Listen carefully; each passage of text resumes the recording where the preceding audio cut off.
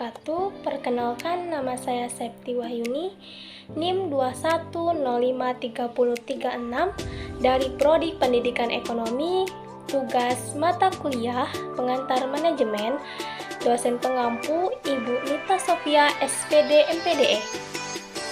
Baiklah, di sini saya akan menjelaskan video pembelajaran tentang fungsi pengendalian, di mana ada 4 poin. Yang pertama, definisi pengendalian. Yang kedua, tipe-tipe pengendalian. Yang ketiga, tahap-tahap dalam proses pengendalian. Dan yang keempat, metode-metode dalam proses pengendalian. Materi pertama tentang definisi pengendalian. Menurut Robbins tahun 2010 nomor 182, pengendalian adalah proses mengawasi atau monitoring, membandingkan atau comparing, dan mengoreksi atau correcting kinerja. Selanjutnya, tipe-tipe dalam pengendalian. Yang pertama, pengendalian feed forward adalah pengendalian yang dilakukan sebelum aktivitas kerja dilakukan. Jenis pengendalian ini yang paling diinginkan. Pengendalian feedward dapat mencegah masalah karena pengendalian dilakukan sebelum aktivitas sebenarnya. Kunci dari pengendalian feedward ini untuk mengambil tindakan manajerial sebelum terjadi masalah. Dengan begitu, masalah dapat dicegah dan bukan memperbaiki setelah timbulnya kerusakan. Selanjutnya adalah pengendalian concurrent. Pengendalian concurrent adalah pengendalian yang dilakukan ketika aktivitas kerja sedang berlangsung.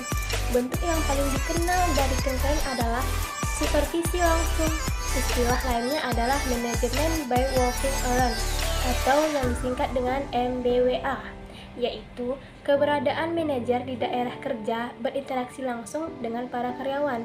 Semua manajer dapat mengambil manfaat dari pengendalian concurrent karena pengendalian itu membantu mereka memperbaiki kesalahan sebelum lebih memakan banyak biaya. Selanjutnya, pengendalian feedback. Pengendalian feedback adalah pengendalian yang dilakukan setelah aktivitas kerja dilakukan. Pengendalian feedback memiliki 2 keunggulan. Yang pertama, feedback memberikan informasi yang berarti bagi manajer mengenai efektivitas usaha perencanaan yang mereka lakukan. Yang kedua, feedback dapat meningkatkan motivasi. Orang-orang ini mengetahui bagaimana kinerja mereka dan feedback memberikan informasi tersebut. Selanjutnya, tahap-tahap dalam proses pengendalian, di mana ada 3 tahap.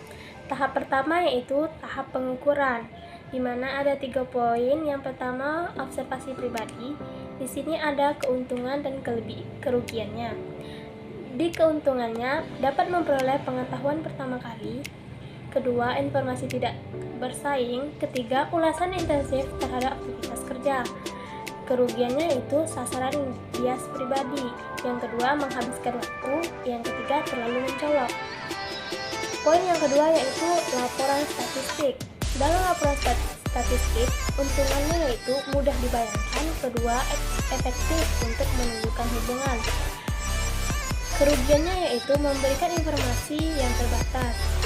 Dan yang kedua, mengabaikan faktor subjektif. Selanjutnya, poin yang ketiga adalah laporan lisan. Keuntungan dalam laporan lisan ini yaitu cara tercepat mendapatkan informasi, memungkinkan umpan balik verbal dan non-verbal, komprehensif. Selain itu,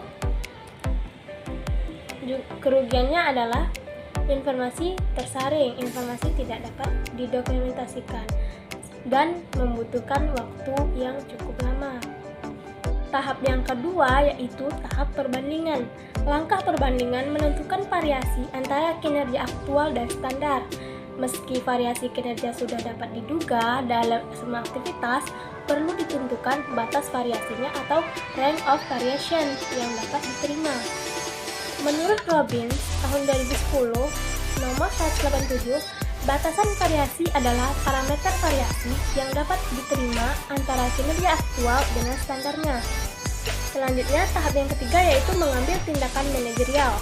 Manajer dapat memilih dari 3 kemungkinan tindakan, yaitu melakukan apa-apa, memperbaiki kinerja aktual, atau merevisi standar. Dalam mengoreksi kinerja aktual, satu keputusan yang harus diambil oleh manajer adalah dengan mengambil tindakan perbaikan segera yaitu tindakan koreksi terhadap masalah saat itu juga agar kinerja kembali pada jalurnya, atau dengan tindakan perbaikan dasar, yaitu tindakan mengoreksi yang memilih bagaimana dan mengapa kinerja menyimpang sebelum mengoreksi sumber penyimpangannya. Materi selanjutnya tentang metode dalam melakukan pengendalian. Metode ini terdapat 3 tahap. Tahap pertama, mengukur kinerja aktual. Tahap kedua, membandingkan kinerja aktual dengan kinerja standar. Dan tahap ketiga, mengambil tindakan manajerial. Baiklah, hanya itu yang bisa saya sampaikan dalam proses video pembelajaran kali ini. Thank you for attention. Assalamualaikum warahmatullahi wabarakatuh. Bye bye guys.